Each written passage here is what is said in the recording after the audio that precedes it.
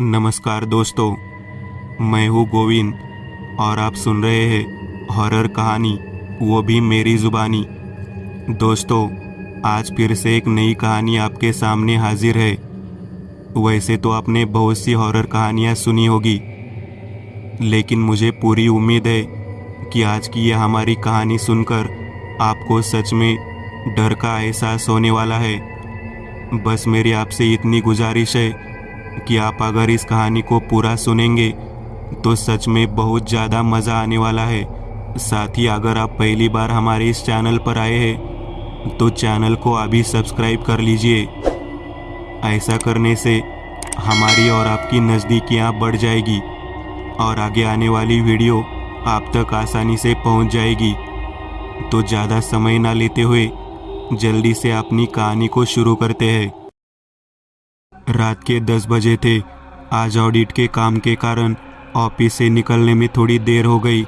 जय ऑफिस की पार्किंग में आया, बाइक स्टार्ट की और घर की ओर चल पड़ा। अभी अभी भारी बारिश हुई थी। जय विशाल पेड़ों से घिरे कोरेगांव पार्क के पॉश इलाके में सुनसान रोड पर पूरी गति से अपनी बाइक चला रहा था और अमीर लोगों के बंगलों वाला वो इलाका रात के 8 साढ़े 8 बजे के करीब सुनसान था। अचानक एक मोड़ पर जय की बाइक गीली सड़क पर फिसल गई और जय बाइक के साथ थोड़ा घसीटता हुआ थोड़ा आगे चला गया। वो एक पल के लिए सुन्न हो गया। दुर्घटना के बाद ऐसा ही होता है, 5-6 सेकंड में एक व्यक्ति बधिर हो जाता है। यही हुआ। जय को सहारा देने और उसकी कार उठाने के लिए आसपास कोई नहीं था। जय खुद को संभालते हुए उठ खड़ा हो गया। उसकी पैंट घुटनों पर फट गई, खरोंच लग गई।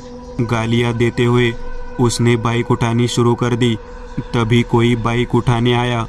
क्या आप ठीक है? उस व्यक्ति ने पूछा। बाइक को स्टैंड पर रखकर जय एक तरफ हट गया और उस आदमी की ओर देखा। 50 से 60 साल का एक बुजुर्ग आदमी, 5 फीट लंबा, सिर पर कम सफ़ेद बाल, झुर्रियों वाला चेहरा, गोरा रंग और साफ सुथरी मूछें, सफ़ेद शर्ट और काली पैंट, थोड़ा बाहर निकला हुआ पेट, चेहरे पर एक फीकी मुस्कान।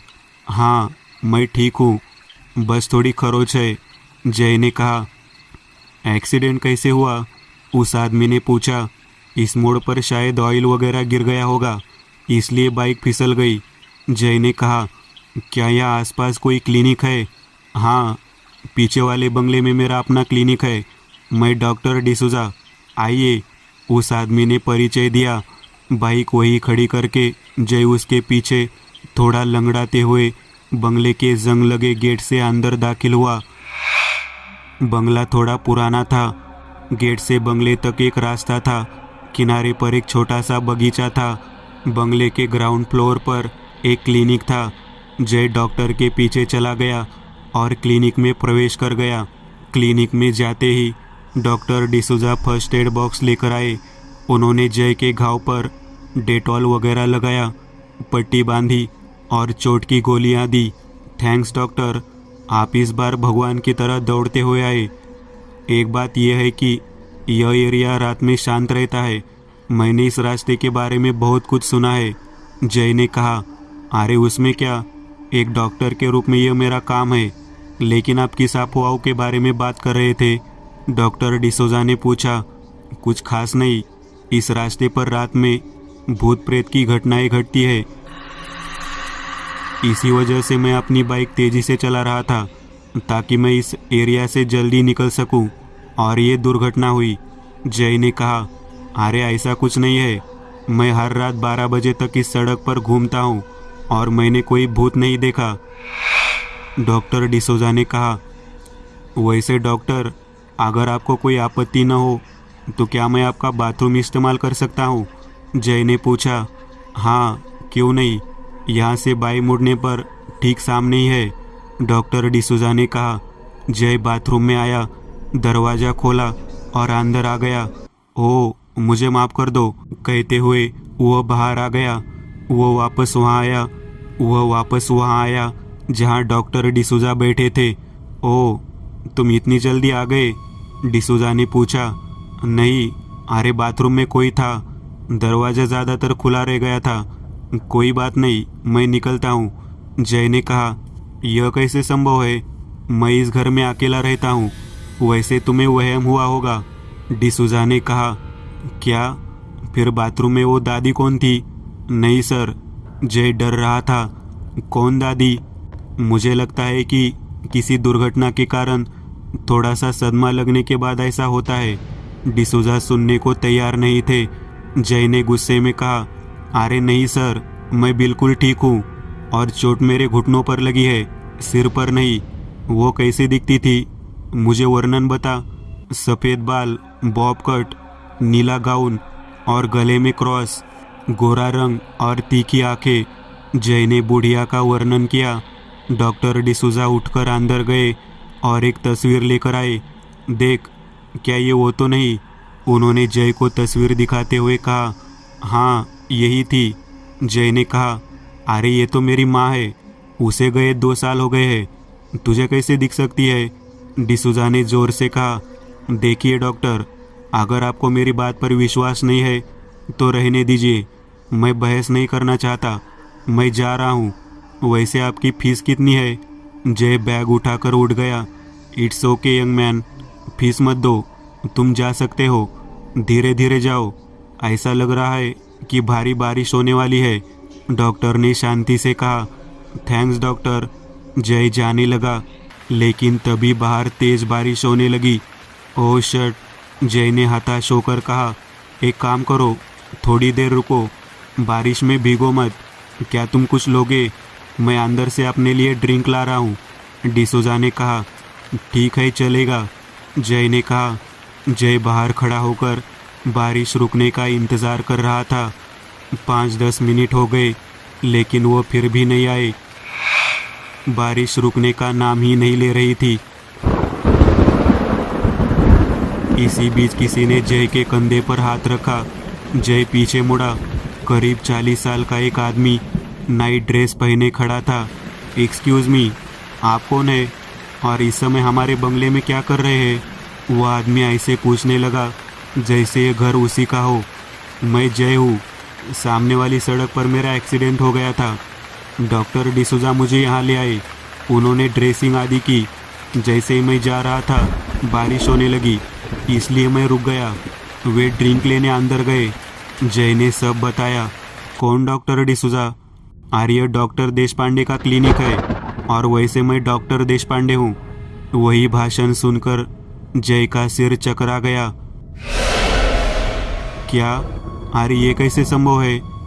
हमें यहाँ बात करते हुए लगभग आधा घंटा हो गया है, देख नहीं रहे? उन्होंने पैरों में ड्रेसिंग भी कर ली है।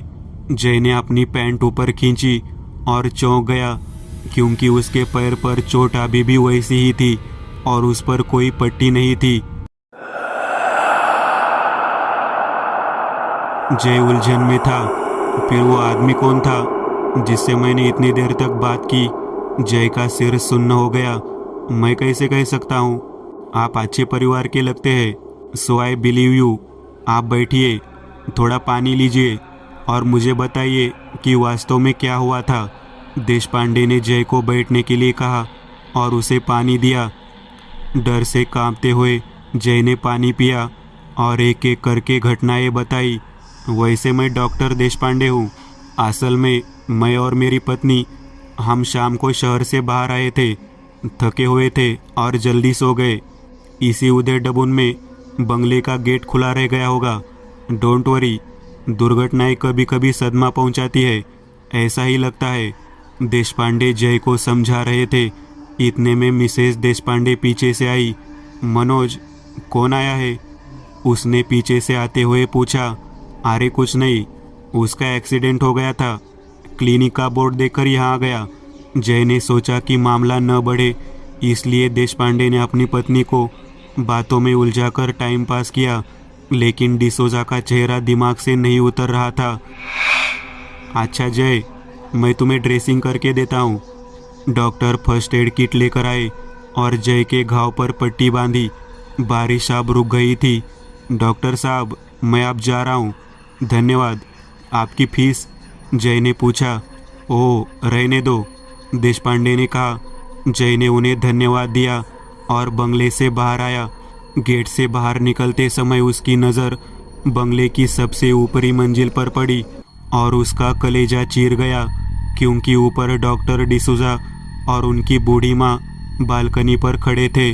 उनके चेहरे पर एक फीकी मुस्कान थी। जय डर गया और उस स्थान पर भाग गया जहां बाइक खड़ी थी।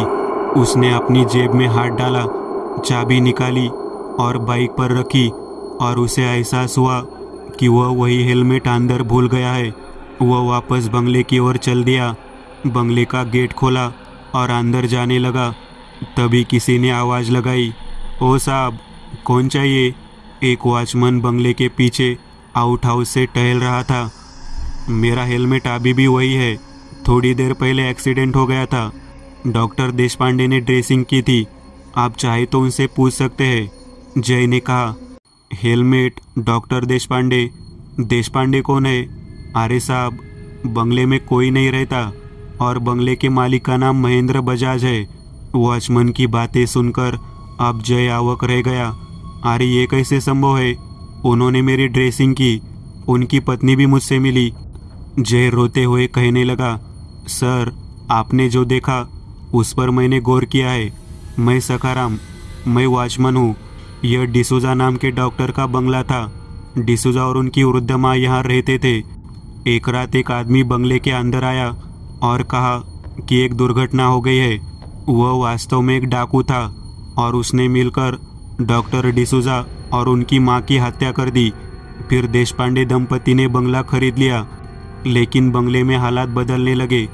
एक रात उनकी लाशें पंखे से लटकी मिली। किसने कहा हत्या है और किसने कहा आत्महत्या। आपने जो देखा वो उनकी आत्माएं थी। तो बजाज साहब भी यहाँ नहीं रहते। हम चौकीदार हैं, लेकिन रात होने पर हम बंगले में नहीं जाते। आप अपना हेलमेट ले लीजिए और चले जाइए, वॉचमैन ने कहा। ठीक है, धन्यवाद, कहकर राजन ने बरामदे से हेलमेट उठाया और गेट से बाहर आ गया। जैसे ही वह बाइक की ओर बढ़ा, उसने बंगले पर एक नज़र डाली और उसका कलेजा चीर गया। देशपांडे दंपति अपनी नाइट ड्रेस में छत पर खड़े थे, जय को देखकर मुस्कुरा रहे थे।